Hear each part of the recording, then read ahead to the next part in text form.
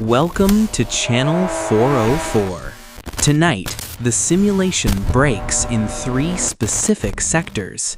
A commute that leads to the past, a dinner that refuses to be eaten, and a monument built entirely from stolen human enamel. Do not look away. The glitch is watching.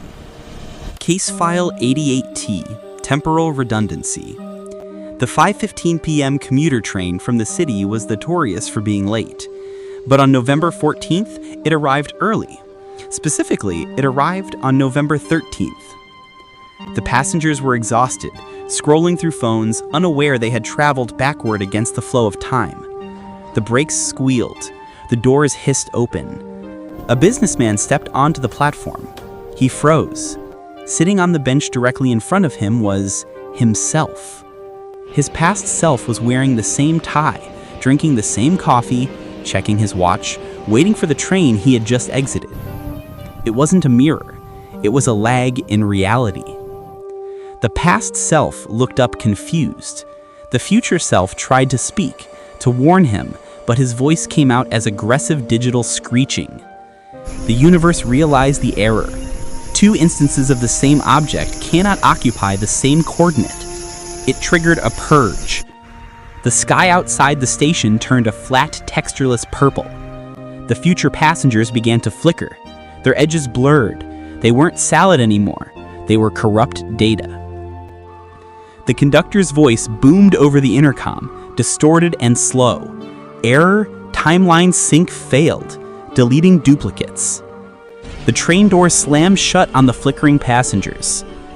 The train didn't depart down the tracks, it simply dissolved, pixel by pixel, into the air. On the platform, the businessman dropped his coffee. He felt a sudden, phantom pain in his chest, as if half of his soul had just been uninstalled. Status: schedule corrupted. Case File 098, Carbohydrate Lock. Kevin just wanted a simple carbonara. He didn't ask for a puzzle. He sat down at 7 p.m. He stuck his fork into the mound of pasta and twisted. Usually, spaghetti yields. It slides. This time, it resisted. The strands didn't just tangle, they constricted. As the fork turned, the noodles coordinated. They tightened around the metal tines like snakes choking prey. He pulled. The pasta held firm. He looked closer. It wasn't a mess, it was geometry. The spaghetti had tied itself into a perfect, unyielding square knot. He tried to cut it with a knife. Clink! The knife bounced off. Under tension, the wet dough had the tensile strength of suspension bridge cables. The sauce began to hiss. Frustrated, Kevin abandoned the fork. He reached in with his hand to grab a clump. Bad move. The spaghetti reacted instantly. It looped around his wrist, a constrictor knot. He pulled back. The plate came with him. The table slid across the floor. He realized too late that the pasta wasn't trying to hide from his mouth. It was trying to anchor him to the kitchen. He is still there, sitting at the table. He can't eat. He can't leave. He is simply attached to his dinner. Status: indigestible. Case File 412, Calcium Fortification. Dr. Silas didn't believe in dentures. He believed in repurposing. His practice was popular because he was painless. Patients would sit in the chair, smell the nitrous oxide, and drift away. When they woke up, their mouths were numb and empty. Structural necessity, Dr. Silas would whisper, patting their swollen cheeks.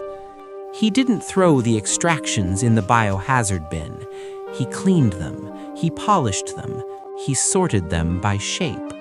Incisors for the walls, molars for the foundation, canines for the spikes on the gate. Deep in the woods, where the moonlight hits the clearing, the structure stands.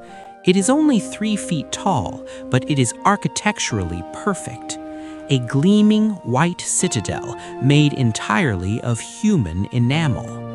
Dr. Silas used dental cement to mortar the roots together. He builds spiraling towers of baby teeth and a grand hall of adult bicuspids. The local police found the castle last Tuesday. They didn't find Dr. Silas. They only found his tools and the castle, glowing faintly in the dark. The officer who touched it pulled his hand back in horror. The castle wasn't cold, it was warm, and when the wind blew through the tiny windows, the castle didn't whistle, it chattered. Status: under construction.